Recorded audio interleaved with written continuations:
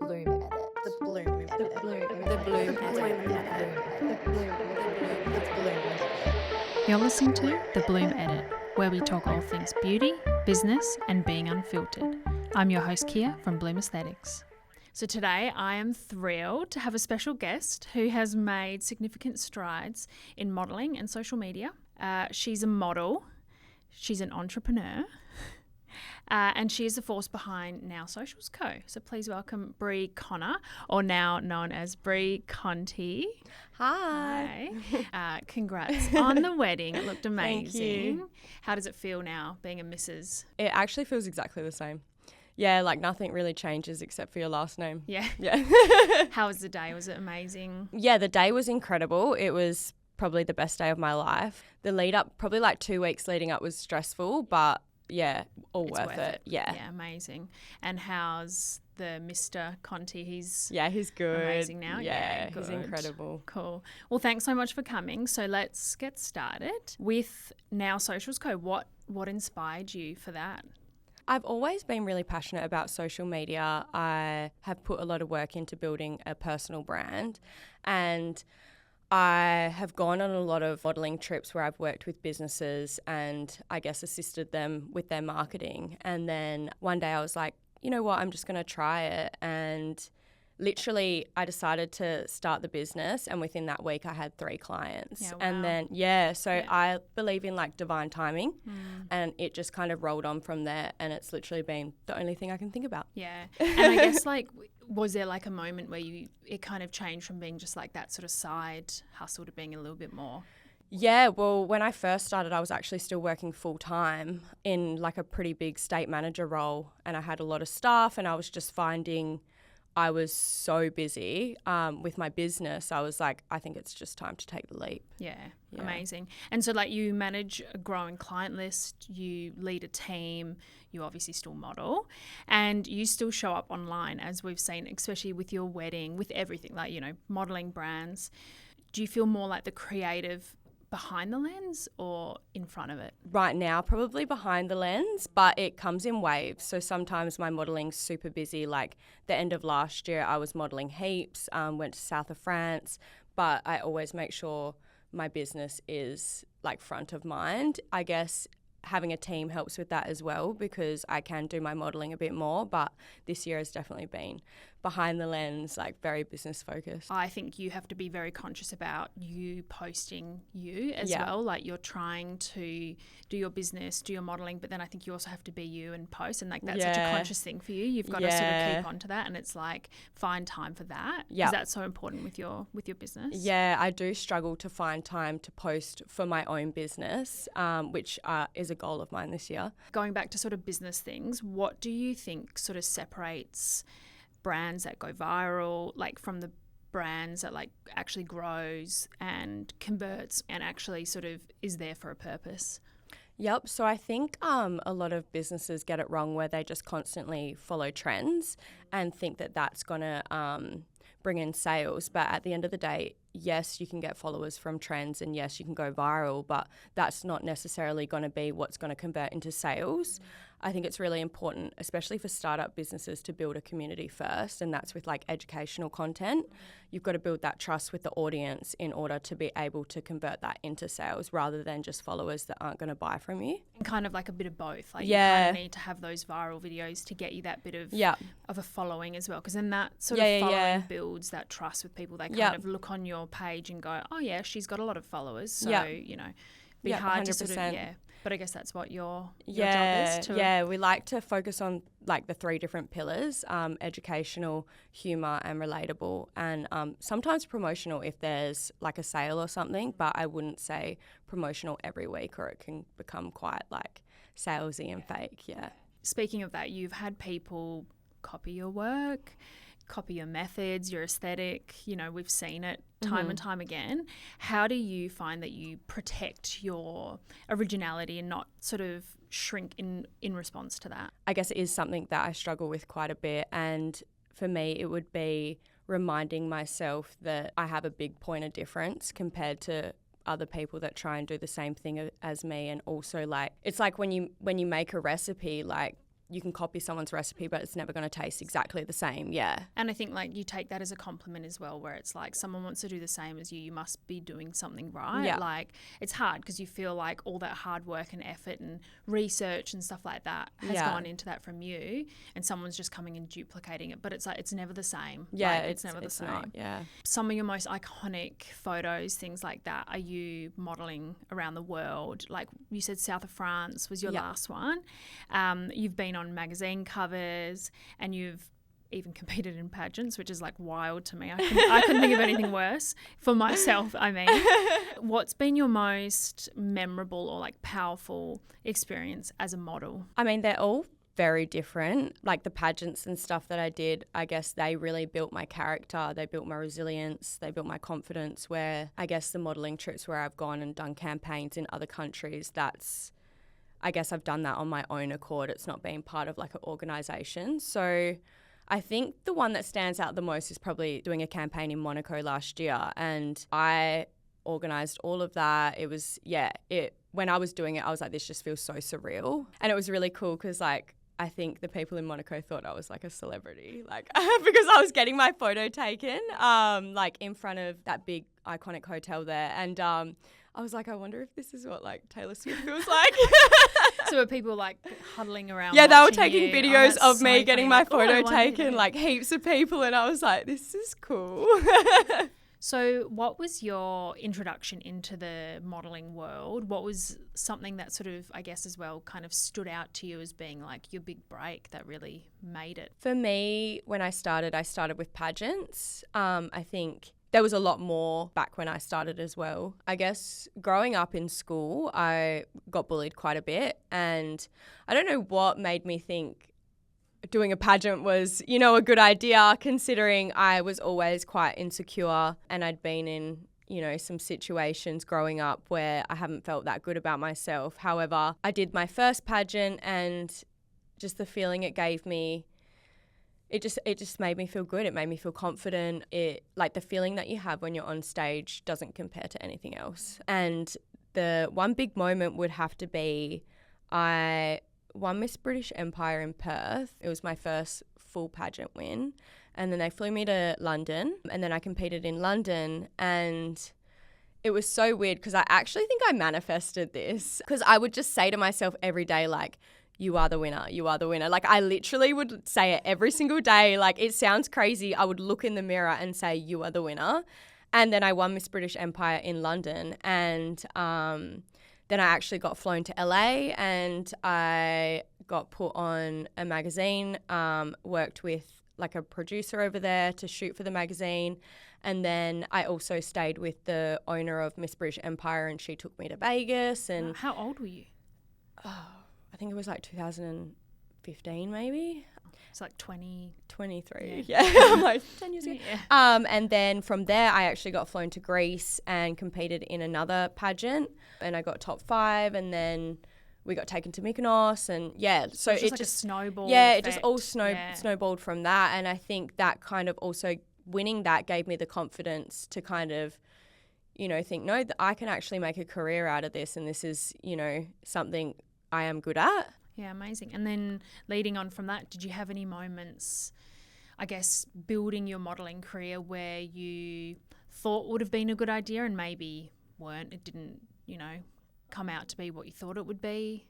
I think in the beginning with modelling, and it's just something you have to do when you start to build a portfolio, but you do a lot of time for photos, and necessarily the photographer's not very experienced, as you're not a model as well. And I think you've just got to be quite selective with who you work with, not for any reason other than you want the photos to look good. Like, that's going on your portfolio, you want to feel good, and you want someone when you're starting that can kind of direct you and tell you how to stand, how to pose, things like that. I also did have a experience where I went to a pageant, and it was pretty horrible. Like, the rooms we stayed in, like, we had single beds sharing between 2 girls. The production team was really rude. I actually was going to leave halfway and spoke to a psychic.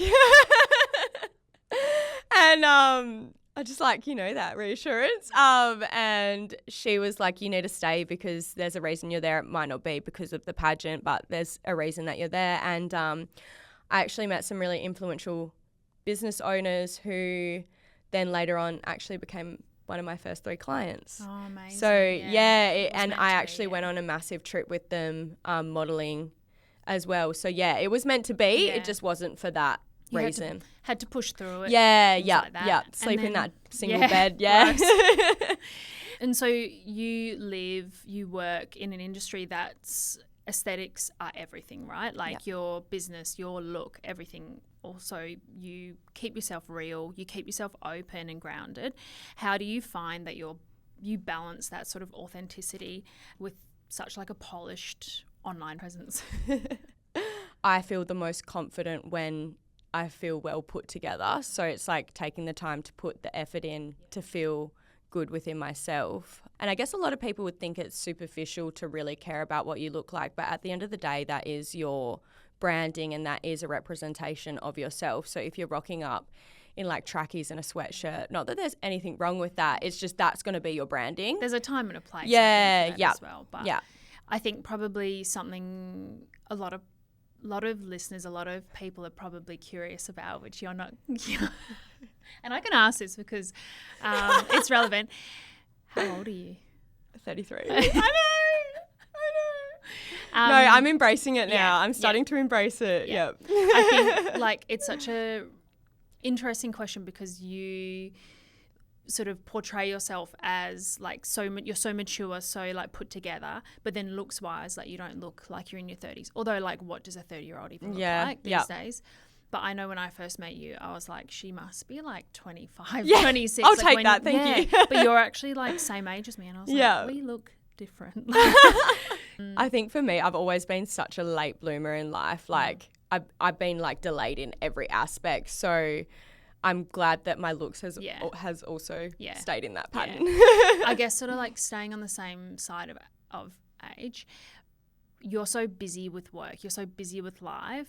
Do you ever sort of think like, how does this pause to then personally do things like family, children? Like, is that something that you think about all the time? Like, because, being a woman in business, like I know for myself, that's something that's on my mind all the time. And I'm like, I actually don't know what the answer is, but is that something you kind of think about? Yeah, I think about that every single day. So like essentially I do want to have children, probably one, because I don't want my life to change so much. I know that that's probably ignorant saying that because I know it does, but I feel like I've just put so much work into building my life into something that I absolutely am obsessed with. And I love to travel, I love to model and travel at the same time, and my husband is really supportive. But I think for me, I know what I'm like, and if I had like a baby or something, I probably would be also obsessed with that. So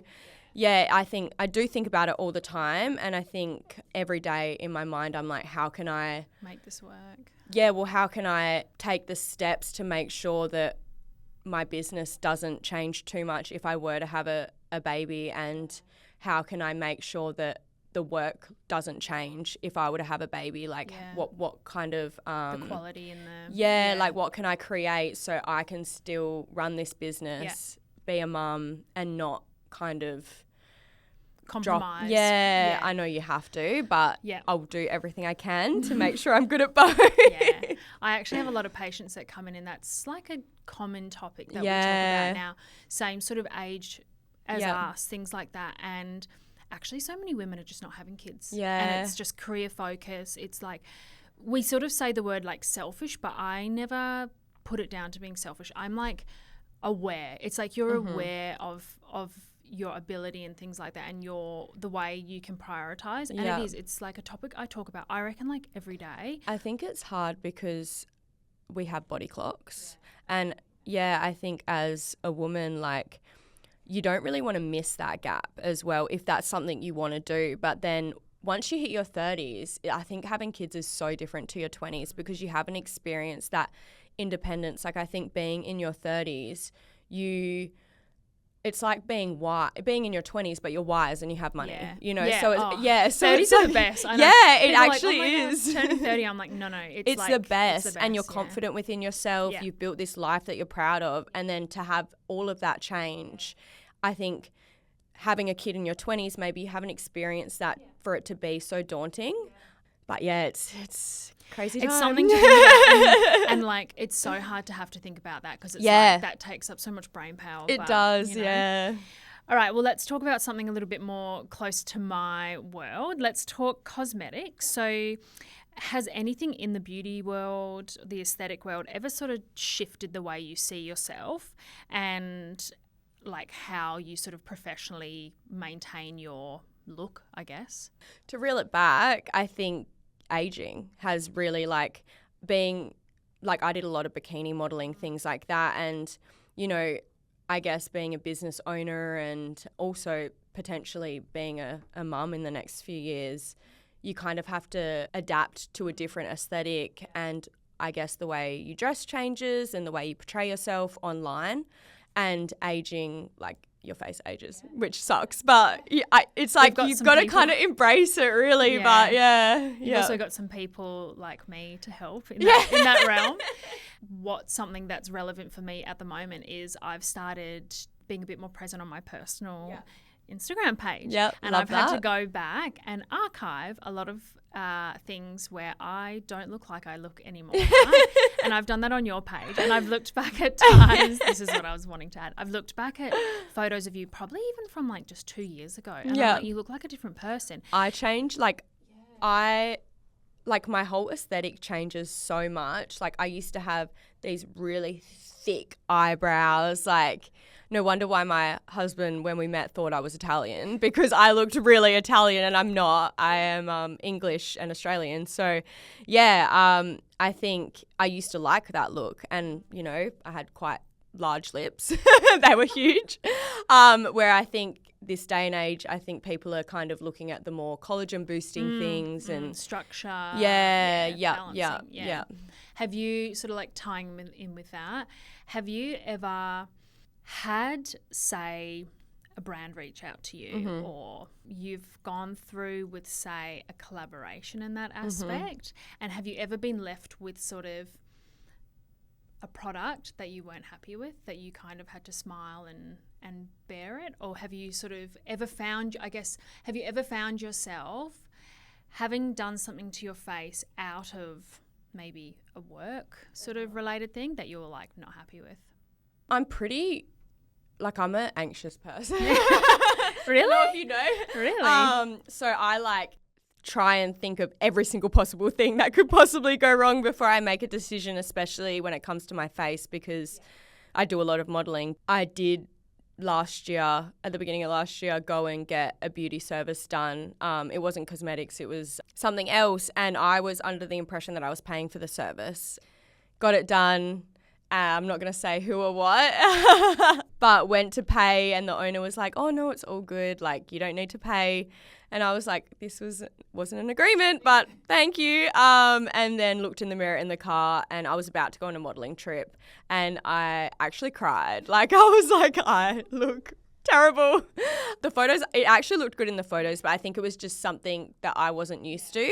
So yeah, I think that's probably the one that stands out the most. Yeah. And it would be hard for you to have that pressure where you feel like part of your business, you want to uphold this reputation of if you ever do get sort of collaborations or something, you want to uphold your end of the deal. Yeah. Not that was that agreement, Yeah. but you still... I've heard you talk about in other aspects, it's like you've got that bit of pressure where you've got to sort of show up and be like, yes, I am sticking to my end of the deal. But at the end of the day, if it doesn't suit your aesthetic, if it doesn't suit your style, like how do you do that? Like you've still got to kind of be respectful. But I think I'm pretty conscious on what I accept and what I don't. And usually I'm pretty resourceful, so I know how to kind of work something into my aesthetic if I need to, but I generally won't work with places I don't believe in or I'm not passionate about. Like I'll try not to anyway. And you'll just go home at the end of the day and cry to your husband. Yeah, I literally will. Okay. I remember after that appointment, I started crying in bed and I was like, I can't go on this trip. And he was like, laughing and he's like, I just can't take you seriously right now. I was like, you don't understand. Men don't understand. No, they don't. They understand. don't. So, yeah, in that sort of realm, you've helped a lot of brands grow online. What's your piece of advice to give someone trying to stand out on social media without losing their authenticity, losing themselves, things like that? I think it would be if it doesn't feel... Well, I mean, you do have to step out of your comfort zone 100%, but I think it's also staying authentic to who you are and kind of what you want to portray yourself as. Online can be like a very judgmental place, and I think you've got to kind of have a strategy behind what you're doing and also build a community. Like, I'm very strong on building a community. Yeah. Like, you want to build something that people are going to follow you for the long journey, not just for a week. Would you say you portray yourself as the true you on your on your personal Instagram? I think for me, I don't really put my personality on there. I don't really put my personal life on there. There are some things that I like to keep personal, and my husband's not big on social media. He doesn't care about it. He cares about my business and my modelling, but he... Like for me, going on a holiday is getting photos. For him, it's the experience. Something I do want to do is show up a bit more authentically. However, my social media is very polished. For me, it's kind of like my portfolio when it comes to my modelling. So it's like what I send to brands when they ask for my portfolio. I send them my Instagram because it's got all my modelling on there. So I guess this year with the business, I do kind of want to bring more of my personality out. Do you feel like that's the way the industry is sort of evolving, or is that just like a personal thing where you're wanting to incorporate that? I think it's definitely better for growth and better to be relatable. I don't think my personal Instagram is very relatable. Relatable wasn't what I was even going for up until now. However, I guess being in my 30s and shifting, my aesthetic, like I can't exactly be a bikini model forever, so you're sort of evolving with your age, with your sort of requirements, I guess. And like my business, I think I want to just show up a bit more authentically, like talking and stuff like that. And so then how do you sort of protect your energy, being sort of two different people, essentially, living two different worlds, essentially?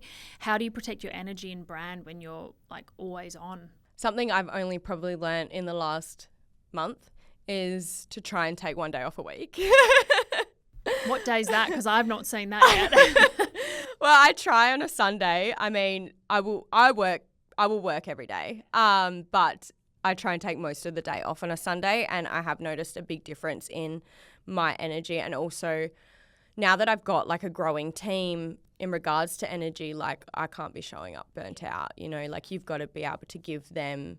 Like, I think it's really special when someone chooses your business for their life chapter, and it's so special. So you've got to be able to give them the best of you and be the best leader possible. And unless you're looking after yourself, you can't do that. It is a crazy feeling to have like people, like you said, pick you to be where they want to work, and they're excited. And, like, they're so happy to be chosen to represent you, and you're like...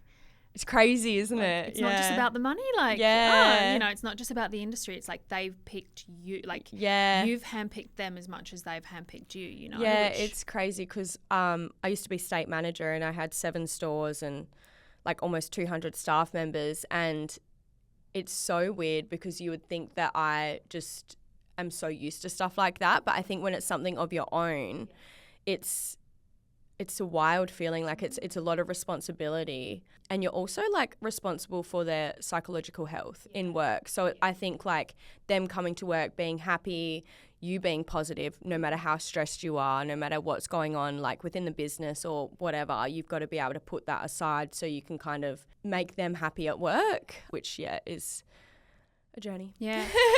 And like not only your staff are coming to you wanting to work for you, right? Like you're getting other businesses seeking you out, being like, I love the work you've done here. Let's do that for me. Like, do you have a hard time? Like, are you quite selective? I am selective. Yeah, I'm very selective. Yeah, I think as a business, like we don't want to just work with anyone. We want to work with businesses where our brand aligns with them. I think for me, when I meet with someone and I get super excited and I like go on these tangents where my brain's like, oh my God, I could do so much for this business, blah, blah, blah. That's when I know it's right. Like I get so excited. So Have you had times where it hasn't been like that, where you're Yes. like, I just don't feel this, Yes. it's just not my thing? Yeah, there's been multiple times. And I think I'm lucky because the business is at a point now where we can really be quite selective. Yeah. That's nice. Like, and I think because then the quality of work that comes out, like, is so much better because you're passionate about it. Yeah, 100%. So you've obviously built a personal brand and a business at the same time, which is like amazing, and people probably don't give you enough credit for that. What does your next level of success look like for you now? I think for me, I want to keep growing. I want a big team. I want to continue modelling as much as I can before a baby. Yeah. For me, it's kind of just what I'm currently doing times 100. But yeah, I am a bit crazy. Like I grow probably in 1 year, I grow the same as I guess what someone else would grow in like 5 years because I'm psycho. So yeah, like I definitely want to like times 10 what I'm doing right now. Yeah. What advice would you give to people, up and coming, wanting that same success that you have, either professionally, personally, or both? Like, what would you suggest? I think for me, it's all about resilience because I've been through so much that I think a lot of people just would have checked out. You just have to keep going. Like, hard work. Yeah, it is hard work, and it's also when you don't believe in yourself, you keep going. Yeah. You might think like this is not going to happen for me, but you keep going. Otherwise, it's never going to happen. And I think, we all have the opportunity to kind of do whatever we want in the world. Like there's so much opportunity out there. It's just kind of maximizing that and also being strategic. So in the beginning, like do the time for photos, like go do the things that feel like they're outside of your comfort zone. And also I think building a personal brand is pretty important, especially if you want to be in business. You look at people like Jazz Handmade, Sofa Dofa, they all are so successful in their businesses because they had such a strong personal brand. So I think definitely focusing on that is where the future is going and where it currently is right now as well. I think it's really hard because, like, especially you and, Sofa Dofa, all these other influential people, they make it look so easy. And it's like there is a lot of young people out there. I've seen it sort of in this industry. I've seen it in previous careers that I've been in hospitals, things like that, where that sense of kind of like entitlement, where people kind of go, well, I'm here, so why am I not getting given these things? Why am I not sort of getting these opportunities? Like I've done a few photos, I've done a degree, I've done this, why am I getting it? And it's like, it's just a bit of sense of entitlement with lack of resilience, like you said. And like, I think in our generation, like we didn't get medals for just attending and to just compete. We got them to win, and it's like you actually have to train to win. You do. And it takes a lot of focus, a lot of work. Like in the beginning when I was doing modelling and my pageants and stuff, like I had no money. I was, working casually or whatever. I would make my own bikinis, like to go and compete. Like I would get the material, I would sew the sequins, I would do whatever I had to do. I'd make whatever I needed to make because I couldn't afford to buy it. And it's like, I think in this day and age, there's such a stigma around, I guess, being resourceful like that. Like I think it's a lot, like the world's a lot more judgmental now. It's like, what can you afford? Yeah, but you have to block that out. Like you just have to block that out because at the end of the day, all you need to focus on is what your goal is. And it doesn't matter what anyone else thinks because they're not you and they don't know what you want and they haven't lived your journey. So if it is meant for you, like you just have to push through. So in other words, hard work. It is hard work. It is hard work, yeah. And I think that's also kind of when you do incorporate my modelling and my business, I think that's kind of a big point of difference for me as well, because when I am shooting my clients and when I am shooting, the influencers and stuff, I've been on the other side of the camera. So I know what it's like to be fresh in that and not know how to stand and not know how to talk and all of that. So I know the direction to give. Yeah. Finally, for those listening and want to connect with you, I guess both personally, business, things like that, collaborate with you, where can they find you? On Instagram, it's Bree Conte, and same with TikTok. And then business-wise, it's now socials_co. That's a wrap on this episode of the Blume Edit. Don't forget to follow, share, and we'll see you next time. This is the Blume Edit, unfiltered, unscripted, and unapologetic. Subscribe now and tune in weekly.